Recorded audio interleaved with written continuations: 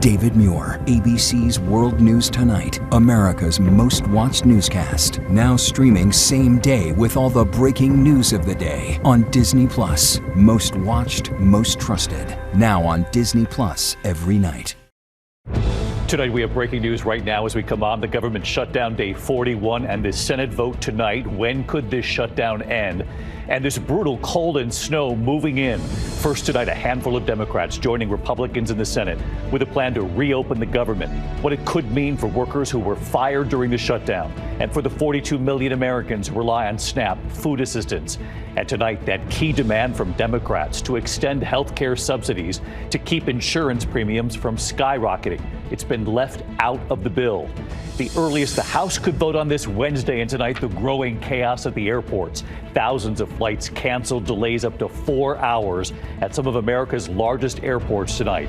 And this evening, President Trump now threatening air traffic controllers who aren't getting paid, saying they must get back to work now. Tonight, tracking the first blast of dangerous winter weather from the Midwest to the Northeast. Freeze warnings from Texas to Florida all the way up to New York. Wind chills in the teens and 20s coming, and already tonight, the snow. Lee Goldberg standing by to time this out. The dramatic images showing the plane crash right into the water in Florida, at least 2 people dead. That plane carrying relief supplies for hurricane victims. Tonight, President Trump issuing sweeping pardons to more than 70 people who tried to help him overturn the 2020 election, including his former personal attorney, Rudy Giuliani. Tonight, the Jeffrey Epstein case, now a top Democrat says a whistleblower claims that Ghislaine Maxwell is receiving preferential treatment at her new low-security prison, including personalized meals and private visits. And the whistleblower claims she wants to file a commutation application. Her family denies it. President Trump has not ruled out a pardon for her. Alarming images tonight of bus crash. More than 20 hurt, most of them teenagers, what we've learned. The FBI tonight now investigating a mysterious death of an 18-year-old girl on a cruise ship. A major decision by the FDA tonight, removing the black box warnings from all hormone therapy pills and treatments for menopause. Also tonight here, 2 giant lottery jackpots now up for grabs. Where they now stand, wouldn't that be nice? From ABC News World Headquarters in New York, this is World News Tonight with David Muir. Good evening. We begin tonight here with the breaking news. The Senate vote tonight on day 41 of the longest government shutdown in U.S. history. The end to this shutdown possibly in sight now. A handful of Senate Democrats siding with Republicans on a plan to reopen the government overnight. Now the key vote coming tonight and what it could mean for thousands of workers furloughed and for workers fired during this shutdown. Tonight, this bill to reopen the government does not have that key demand from Democrats, their effort to extend Obamacare subsidies to keep insurance premiums from skyrocketing for millions in the coming months. After keeping the House out of session for weeks, Speaker Mike Johnson is now ordering all members back to Washington. It appears the earliest the House could vote on this is Wednesday. This comes amid growing uncertainty for more than 40 million Americans who rely on food assistance. And on this Monday night, the chaos at the nation's airports. Even if the government reopens on Wednesday, it could take many days thereafter to get air travel back up and running at normal levels. Delays at some airports today up to 4 hours. And President Trump tonight now threatening air traffic controllers who aren't getting paid, saying they must get back to work. So where does this stand at this hour? Rachel Scott leading us off with the breaking developments. She's up on the Hill tonight. Tonight, on day 41 of the longest government shutdown in American history, the end finally in sight. The American people have suffered for long enough. Let's not pointlessly drag this bill out. Let's get it done. 8 Senate Democrats breaking with their party to support a bipartisan bill to reopen the government. But it does not include Democrats' key demand to extend Obamacare subsidies to prevent insurance premiums from doubling for millions. What this Senate is about to do is make a horrific situation even worse. As part of the compromise, Republicans promised to hold a future vote on health care, but not to actually pass any legislation. It seems like the health care bill that Democrats will be putting on the floor has a very low chance of getting any Republican support. Yeah, I would say it won't get any. Given that Republicans won't promise to vote yes on extending insurance subsidies to prevent premiums from soaring for millions, I asked Democratic Senator Jeanne Shaheen why she's now willing to reopen the government. Why put up this fight for so long if in the end you didn't end up getting your key demand? Well, we aren't sure if we're going to get our key demand or not, because we're just starting that part of the discussion. But it's time to end the suffering that people are feeling because of this government shutdown. As the shutdown dragged on, President Trump ordered the Department of Agriculture to cut off food assistance for 42 million Americans. Hundreds of thousands of federal workers missed paychecks, and breaking from past shutdowns, the president fired thousands of others. The bipartisan compromise calls for those workers to be rehired. ABC's Karen Travers asking the president if he would do that. Mr. President, that deal does reverse the mass firings your administration put through during the shutdown. Did you sign off on that, and will you abide by that if this passes? Well, I will be. I'll abide by the deal. The deal is very good. And David, just moments ago, the Senate officially passed this government funding bill. It now heads over to the House, where lawmakers have been out of town, out on recess for more than 50 days. They are now scrambling to come back here to Washington by Wednesday to vote on this measure, and then it will head to the president's desk for his signature. David. Rachel Scott leading us off on a Monday night with the breaking news from the Hill. Rachel, thank you. This shutdown, the Senate voting tonight, the House, the soonest it could vote, as Rachel said, Wednesday. Well, meantime, the chaos at the airports today. Thousands of flights canceled, delays up to 4 hours. And the FAA tonight saying that even if the shutdown ends on Wednesday, the ripple effects could be felt for days. Here's Gio Benitez on that tonight. Despite a deal that could end the government shutdown, tonight the travel nightmare only growing for passengers after over 7,000 flights were canceled since Friday, more than 2,000 just today. I think it's ridiculous. There was no reimbursement or anything, so I had to pay for a hotel. So yeah, it was madness, craziness. We just found out this morning that we're stranded here until best case scenario tomorrow. The FAA still forcing airlines to cancel flights because of that shortage of air traffic controllers. Today, more than 7,000 delays, the longest in Chicago, Atlanta, Boston, and New York.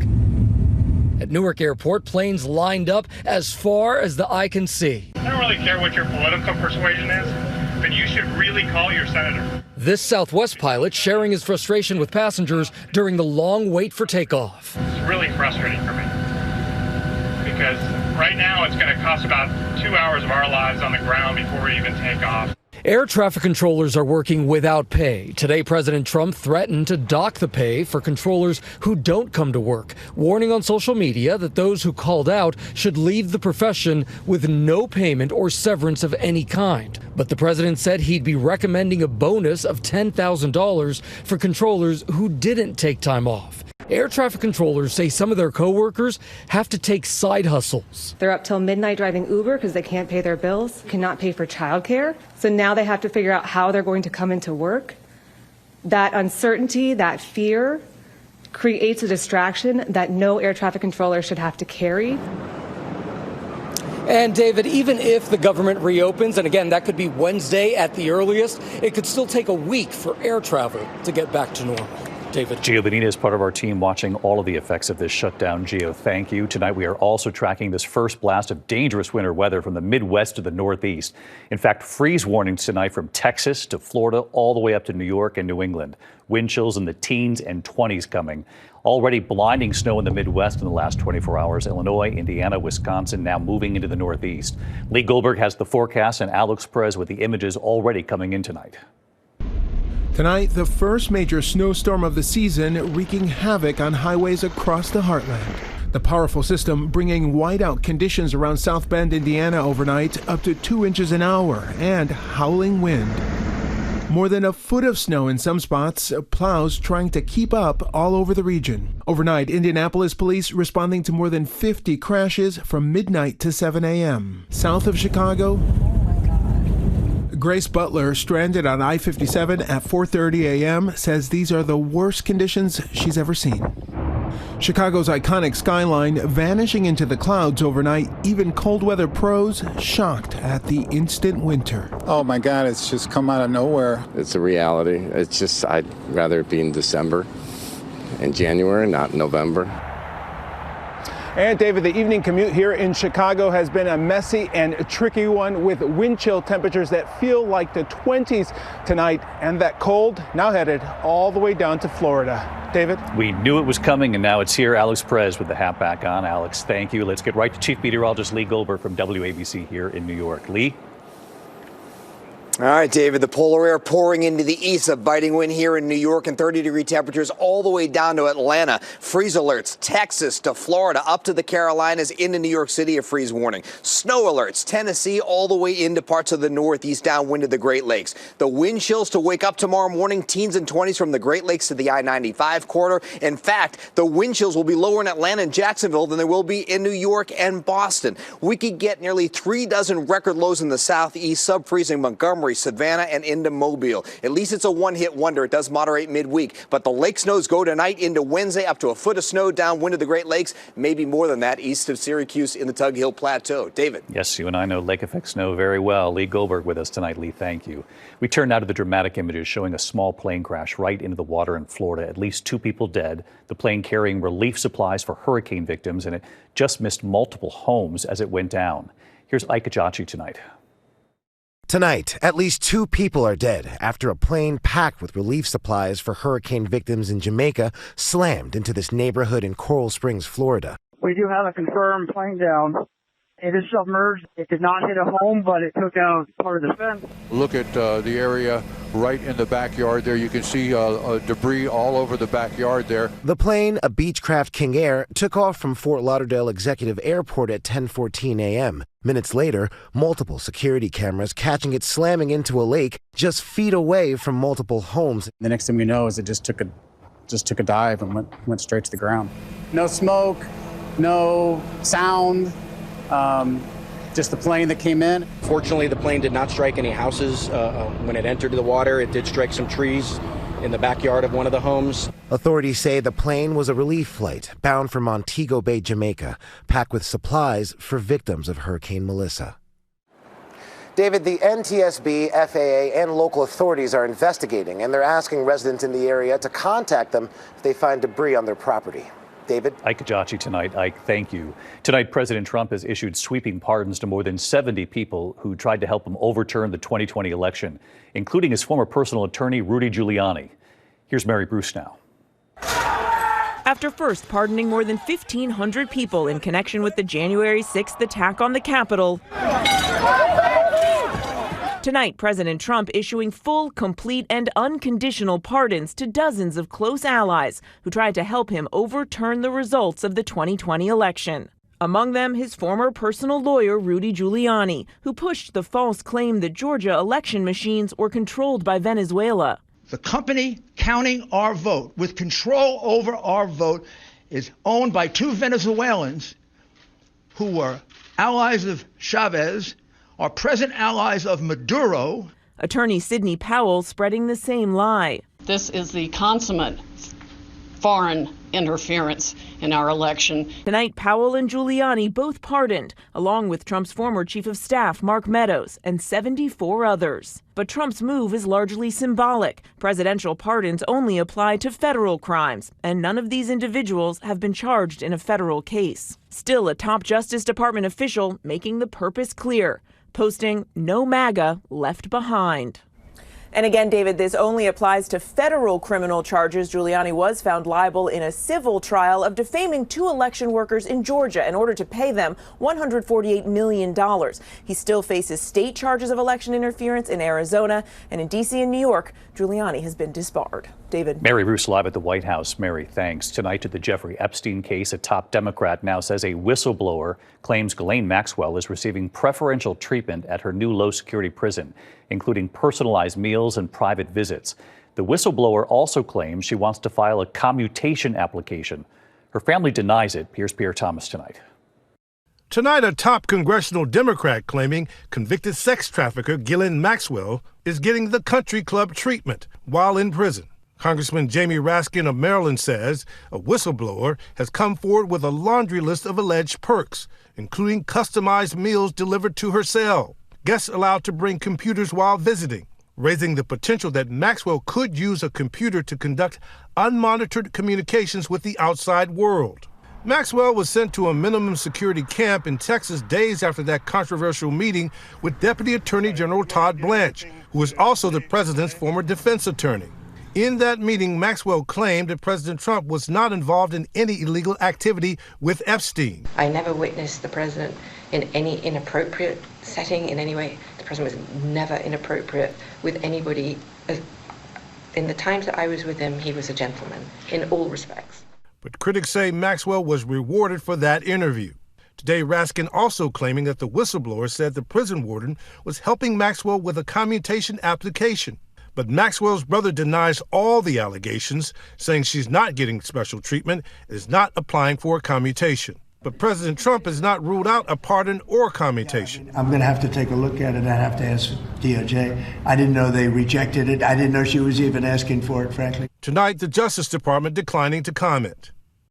And David, with Speaker Johnson bringing the House back in session as soon as Wednesday, it means that Adelita Grijalva, the newly elected Congresswoman from Arizona, will be sworn in more than a month after she was elected. David, she's expected to give the final signature to force a vote on releasing the Epstein files. Pierre Thomas live in Washington. Pierre, thank you. Tonight, the U.S. military targeting 2 more alleged drug boats in the Pacific. Secretary Pete Hegseth sharing the video online saying 2 vessels were hit in separate attacks. No word on where the boats came from or who was on board. Hegseth says they were traveling along a known drug trafficking route. Overseas tonight, authorities are on high alert following a deadly car explosion in Delhi, India. At least 8 people were killed, dozens injured in the blast near a metro station at the historic Red Fort. Authorities say a slow-moving vehicle exploded near a traffic signal, damaging cars, causing a large fire. Tonight, the U.S. Embassy urging Americans to avoid the area and to stay away from large crowds. When we come back tonight, a major decision by the FDA that will affect millions of women, removing the black box warnings from some hormone treatments for menopause. So what this means in a moment. Also, the alarming images tonight, a bus crash, more than 20 hurt, most of them teenagers, and what we've learned so far. And tonight, the FBI is now investigating the mysterious death of an 18-year-old girl on a cruise ship. We'll have more on this in a moment here.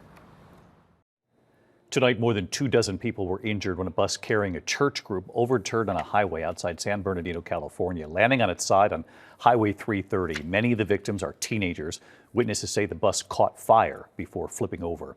Tonight, the FBI is investigating the death of an 18-year-old girl on board a Carnival cruise ship. The body of Anna Kepner was found on the ship traveling from Miami to the Caribbean.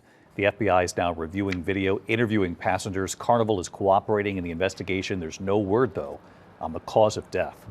When we come back here tonight, 2 giant lottery jackpots now up for grabs, where they stand tonight. And it was homecoming, but the other team didn't show up. So what happened next? This is quite something in a moment.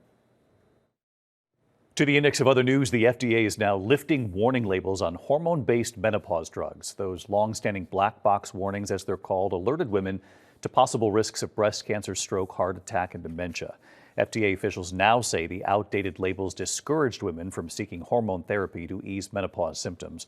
Those labels are now being removed from nearly 24 pills, patches, and creams. Well, tonight, a pair of jackpots, more than $1 billion up for grabs. Tonight's Powerball drawing worth $490 million. The Mega Millions prize is tomorrow. That stands at $900 million. Good luck. Keep us posted. When we come back tonight, it is the season of homecoming all over the country. Well, the town where the other team did not show up, it might have turned into the best homecoming ever. Finally tonight here, the homecoming, America Strong. Tonight, the high school homecoming that nearly wasn't. In Medina, Ohio, south of Cleveland, the entire community, an extraordinary act of kindness and sportsmanship to make sure homecoming happened. The Highland High School varsity football team, the Hornets, taking to the field for what would have been their homecoming football game.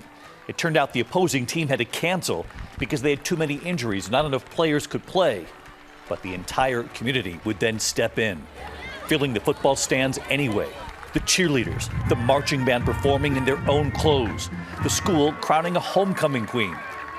And then all of the town's student athletes, all of them taking the field. The soccer teams, the tennis teams, the cross-country teams, the elementary and middle school football teams too, the kicking contest, a sliding mattress relay race, the girls playing flag football, the varsity football team cheering them on. And right here tonight, hi David, welcome to Highland High School. The Highland High School varsity football team. Number 25, Casey Miser, running back. We're such an amazing community, and they all come out and support us. Number 65, Cody Bendo, linesman. Got the whole school involved, a bunch of fun for everyone. And number 6, Nick Dubkowski, wide receiver. We did make our senior year very memorable. Tonight, all of those players telling us they are grateful that when the other team didn't show up, their community did. From the Highland football team to our entire community, thank you for all the support. Go Hornets! Go Hornets for sure. What a town. Go Highland High School. I'll see you tomorrow. Good night. Thank you for making World News Tonight with David Muir, America's most watched newscast.